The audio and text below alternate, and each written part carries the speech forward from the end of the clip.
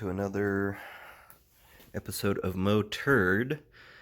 This big pile of parts and tires should be everything I need to make this bad boy street legal.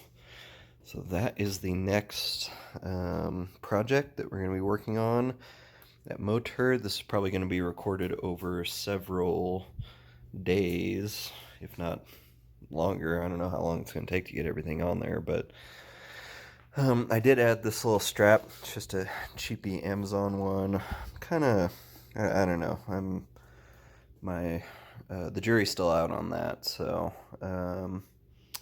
we shall see. But yeah, I'm very excited, and I got the part super quick, so yeah, it's just all on me now. Those are DOT tires, of course, so that I can get it registered, and yeah, should be pretty fun. So join me in making that the ultimate lightweight adventure bike. Okay, so to start, I took off all the plastics, took off the gas tank. I guess that's pretty much it. I have my wiring loom kind of just sitting here because I want to see how everything's going to come together before I decide on where to route things. So the only other thing I've done is install the hand guards here. Pretty simple, easy install. I might fiddle around with them some more once I get the button controls on. So they're not tightened down yet, but I took off the little zip tie thingies so that we can play around with the wiring later. So that is what I've done first. Okay, so I'm already running into fitment issues. I was able to get the mirror pretty easily on this side, but it's so crammed in here, having trouble figuring out where a mirror's going to fit. There's not enough clearance.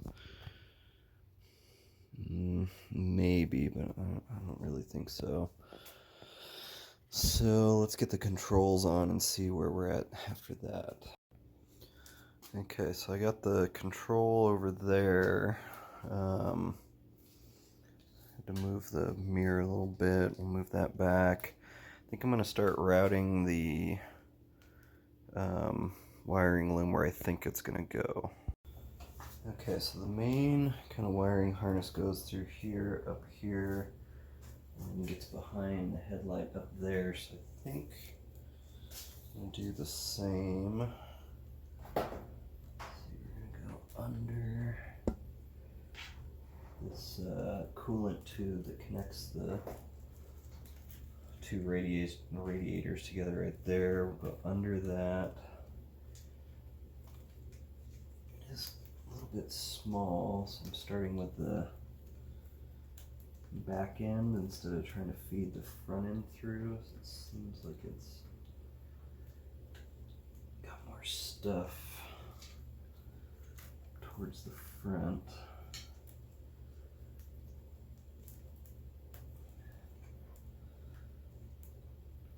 These connectors are kind of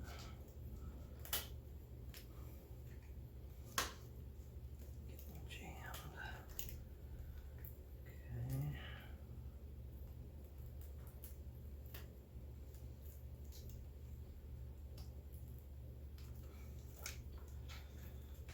Alright, there we go. Oh, one more. Okay.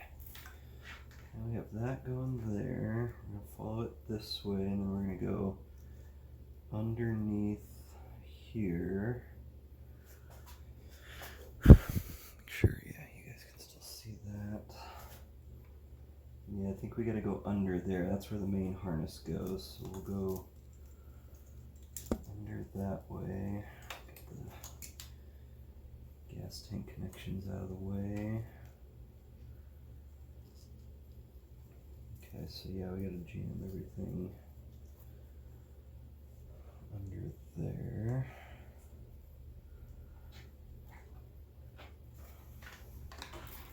Okay, the front should be kind of easy now, but I think these need to get back Some of these need to get back to the blinkers.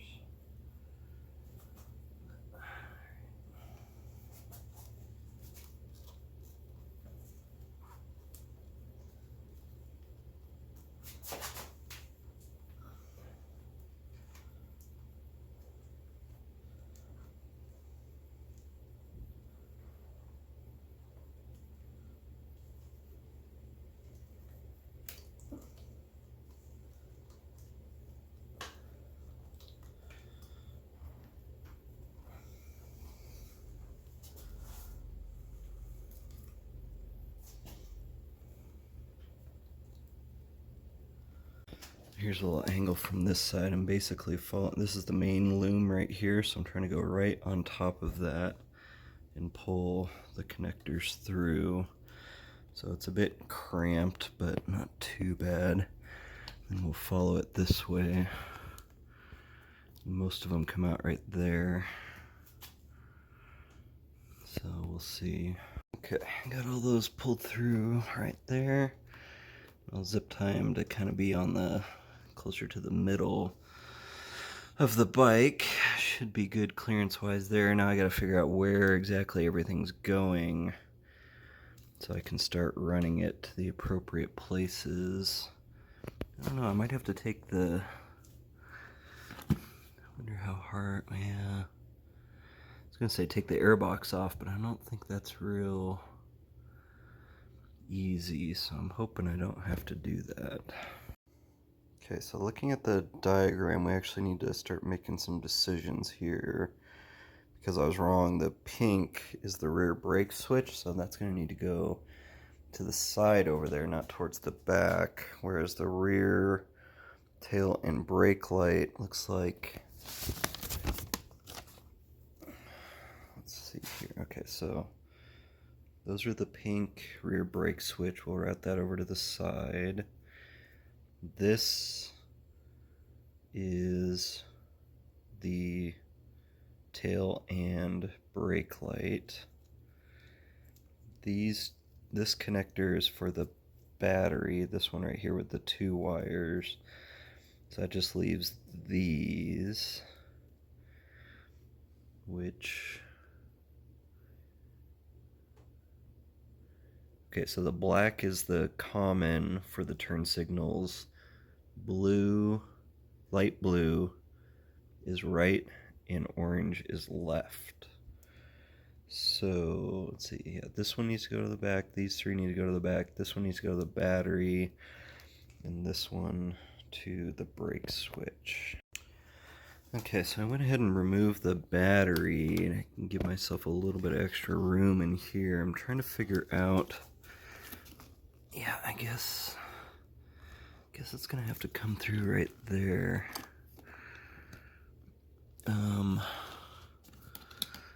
It's got some different type of sheathing starting right there that's not as easy to maneuver around.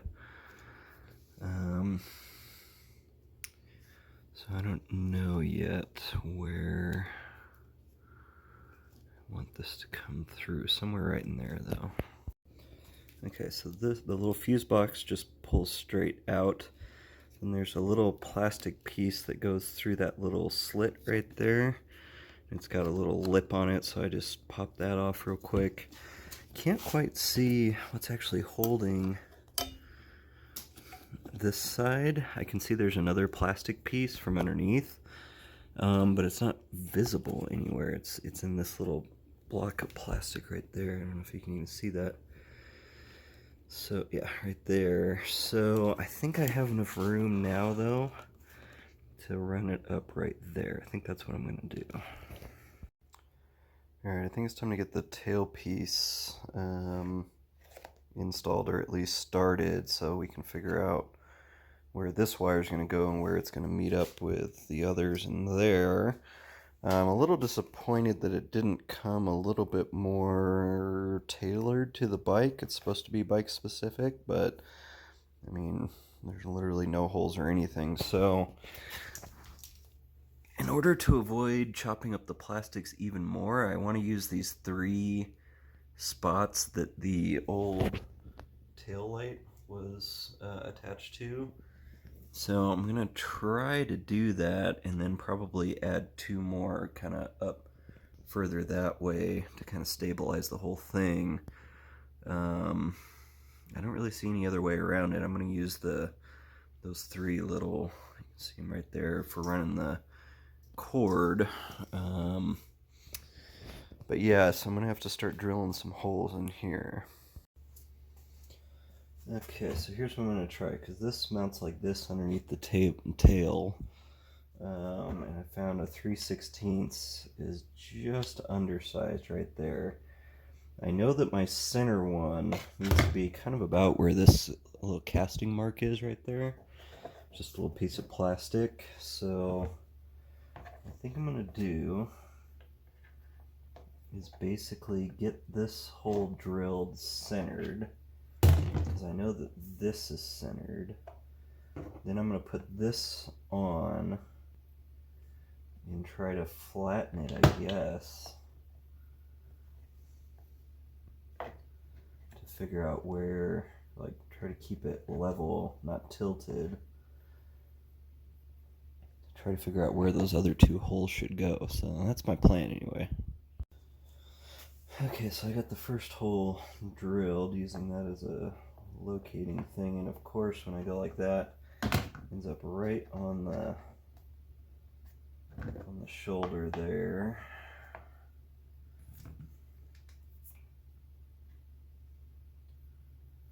So I think the best way to do this is going to be like this. I do know where it's supposed to start.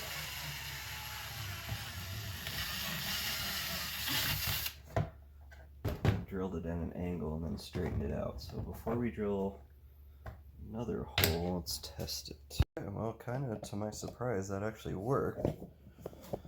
They're pretty well lined up, pretty well centered. Be off just a smidge, but not by much. Okay, let's get the other one. Okay, so before we install it all the way, we gotta put the turn signals on. Yes, you do have to install them. So let's do that. Okay, so I want these about right there, pretty close to the back. I think that should be far enough away from the exhaust on this side to be okay. Just want to make sure there's a good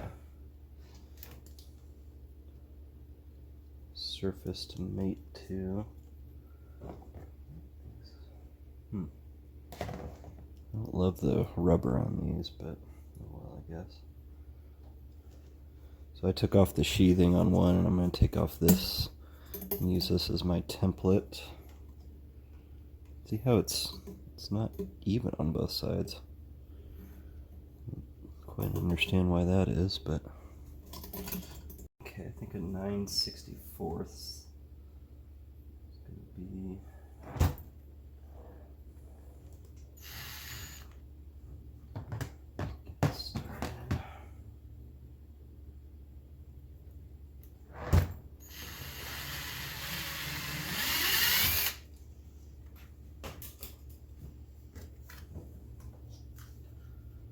okay, so now get the turn signal for that side. We'll put the rubber. Oh, wait. Yes, that's right. Rubber piece back on, but we're going to leave off the sheathing for right now. So we're going to get that like that.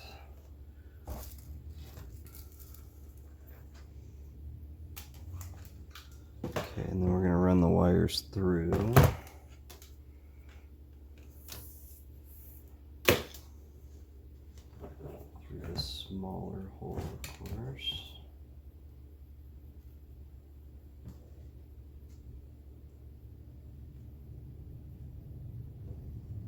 I want that hole to be as small as possible. Yeah, I was able to get them both through.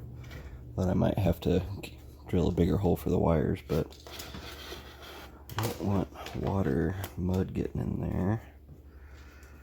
Okay, so that's how it's gonna sit. Go ahead and secure that here in a second once I get the boot on correctly. Okay, so once you have the hole that you're gonna secure it with drilled, you're gonna have to drill a hole for where the wires are gonna go. The hole to secure it I found to be a 3/16. Yeah, I'm gonna use something smaller for back here. Let's see what ends up working.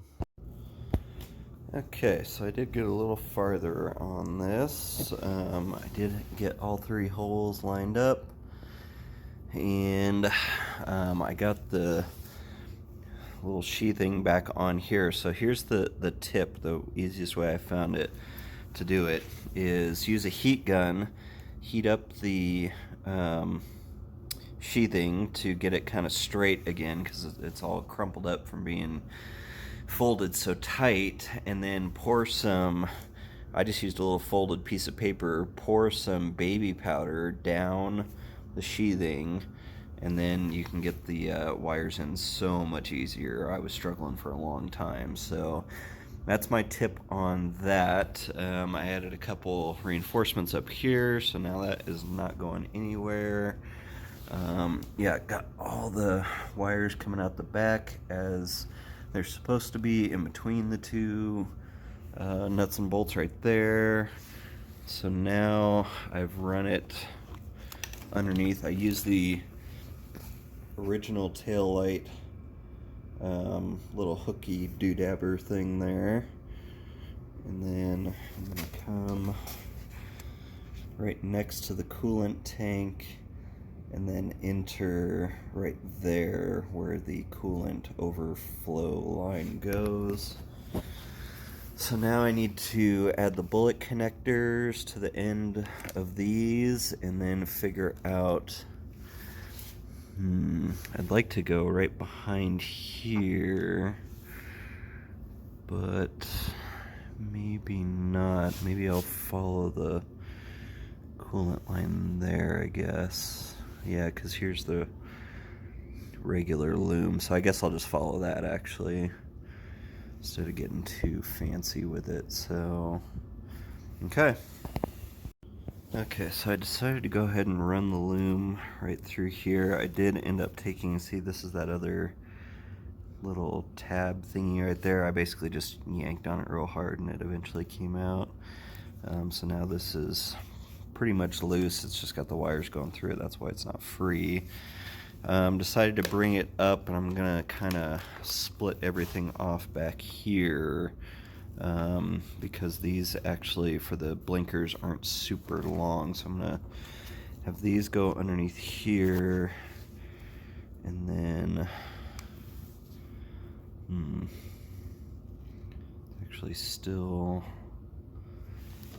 actually all 3 of these, because this is the common ground. They're not giving you a ton of room here. I don't really want to make it go through up there, because this will move, and I don't want it to pinch the wires, but that would give us the room we need. I might drill a hole right about there, back in there, to give us some extra room. Let me think about that. Yeah, so the actual connector for the brake light is way long enough, so that can go down and up around and clip in over there, but the blinker, see how much shorter the blinker wires are? I don't know why they didn't make them all, and I trimmed off maybe 1/8 of an inch, so it's not like I cut a bunch off, but so that's kind of weird. But okay, so I think what I'm gonna do is drill a hole just big enough for these to go through right there, because I'm not gonna be able to fit this connector through anyway, so I'm gonna run the connector down through here, up and around and up there, and just the blinker wires will go through here, I think. So I'm gonna do a hole just barely big enough to fit these through. I did hook up a 9-volt and confirmed which one is left and right, so I just labeled the left one so far. So okay, so I drilled a 5/16 hole, ran the blinker wires through. I think, yeah, there's not really enough room, so I guess I'm gonna go around this way and then pop up through. I thought about trying to go in between the frame there, but there's not really enough room, so let's do it this way. Okay, so blinker wires come out through that hole right there, wrap around right here, and then come up here where we're going to attach them to the harness. So now let's get this plumbed in, figure out where that's gonna go. Okay, so quite a lot has happened since I made the first part of that video. I actually completed everything and fully street legal licensed. It's been very fun. I'm very happy with this. I think it's probably about the best, cheapest dual sport you can get. I mean, I'm into this thing under $5,000 easily with everything. And I can't think of another street legal dual sport that'll do that. So, yeah, pretty happy with it so far. I've added a few little touches. I had some stick-on reflectors, but I actually mounted these up. Technically street legal. Put some red ones on the back here. Got all those going. Got one on the side too. So yeah, I'll finish showing you how I installed. I really don't want to take my tank off though. Basically, you just follow the factory wiring harness. Comes through right here, and then it goes underneath. So you can see this is the Tusk Kit wire. I mean, it literally just follows the same path. This part's pretty easy actually, underneath the tank right here. And then I have it coming out. I did, in the last video I showed you, I took this off, fed it down through here, down through here, and then I basically split off right here. So the first thing I want to show you is where, well, one, the blinkers come up through here, connect. I wrapped them all up there. This is for the tail light here. The battery connection, I just went down underneath here. So basically, this is kind of where everything splits off. So the blinkers and the tail light go back this way, and you saw how I did that behind here. And then see the brake light connection goes right. Kind of hard to see. There it is right there. So down through there. And then let's see here.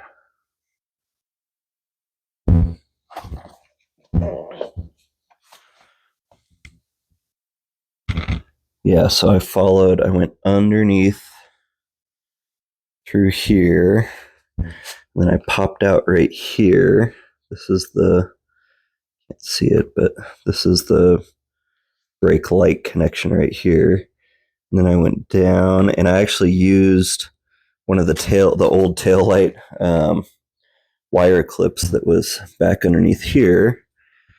I painstakingly used a screwdriver to take this screw out right here, about 1/8 of a turn at a time. Put this on there, routed it down. I did a exhaust wrap as well. Kind of not super happy with it, but it's better than nothing, I suppose. Zip tied it to this side. I'm trying to keep it away from the heat, obviously. I zip tied it here, and then it goes. You replace the banjo bolt with the Tusk one, and then you have rear brake lights. So that's how I routed that cable.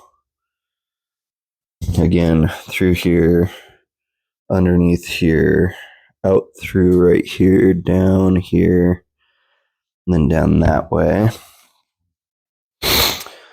And then honestly, the Tusk mirrors are pointless. They're really bad. I do really like these actually. These were only like $60 on Amazon. They're kind of a copy of one of the more expensive ones, but I'm very happy. I went off road with them yesterday, and they stayed relatively in the same place. They're easy and quick to adjust, so I do like those. I ended up replacing one side with the mount here instead of moving it over and having another thing clamped here. So that did end up working. You see, I did that on both sides. So I like that. This is how I ended up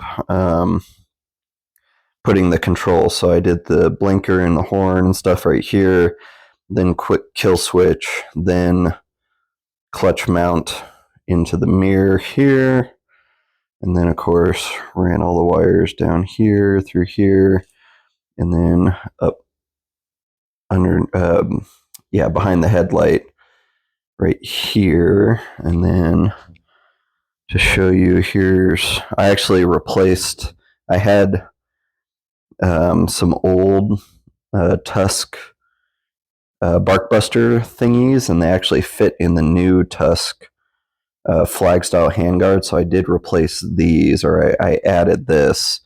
But you can see there's the blinker, and I just ran the wires like that over there. Then all of them go under here. And there's just enough room where it's not pulling on anything. It is getting pretty busy up here, but you can only do what you can do. I did adjust the throttle cable forward a little bit so that I could get the mirror here. And then I had, so I go throttle, obviously, start button, mirror, and then this runs all the lights independently. I don't know if that's technically legal, but it's way easier than trying to integrate it into the system, honestly. That's how I would recommend doing it. So if you do hit the trails and you want to turn off your lights, you can do that with a flick of the switch there. The factory ignition switch is still in play, so you got to turn this on and turn this on when you're riding on the street. And then I did add a Sick Ass Racing key switch right here. Very pleased with that. I mean, it looks factory, honestly. It's very, very nice. Super easy install. You do have to take the tank off, and it connects on the right-hand side over here, back through here. This is one of the connections that goes in between here, but very nice kit. Very happy with it. Except for I do forget to turn the key sometimes, but and then I did get, you'll need an extra brake switch from the standard Tusk kit. It does not come with a front one, so I did add that because it is required in Nevada. Down here, and over to the handlebars there, and then everything goes underneath behind the headlight back here. And then behind the headlight's pretty basic. I mounted the horn right there. It stays in place, and then I just kind of bunched everything else up with a couple of cable ties back there. And yeah, it is working really, really well. I'm very happy with it. I've gotten it up to 85 miles an hour on the highway, and it was still rock steady. It's a great bike, honestly, for dual sporting. I'm very, very happy with it. I did get into some dirt yesterday. I'm not 100% happy with the tires. I think I will end up switching these out at some point. These are the Kenda 7K760 on the front. I didn't feel like, I don't know. the old tires, even though they were old, they were actually the factory tires, because the kid I bought it from barely rode it. But man, you could just point that tire and it would go where you wanted it to, no matter what. It didn't want to follow the ruts. It was going where you wanted it to. But this one doesn't feel as point and go as that. The rear is fine. It's the Tusk D Sport kind of adventure tire. That one was okay so far, but I think I'm going to investigate some other options for the front here. So yeah, that is pretty much it. I can't think of too much else that I've done to it. Yeah, like I said, I added that exhaust wrap. Not super happy with it so far. It was kind of a cheapy Amazon deal, but I don't know. I might try to get a little bit nicer one at some point. I did wrap it all the way to the back. I don't know if you can see that in there, but yeah, so that is it for now. Thank you for watching. If you're on the fence about dual sporting one of these WRFs, especially from like 2012 on, I would say go out and do it immediately because, man, this thing rips. It is so fun. It's great on the road. I was a little worried, oh, maybe it wouldn't have enough get up and go. But yeah, like I said, 85 miles an hour and it was cruising along just fine. Like it was very happy to do that. And it's still great off road too. Um, I do like that sprocket a little bit better for that. I believe that's a 51 tooth. But yeah, so thank you for watching. We'll see you next time.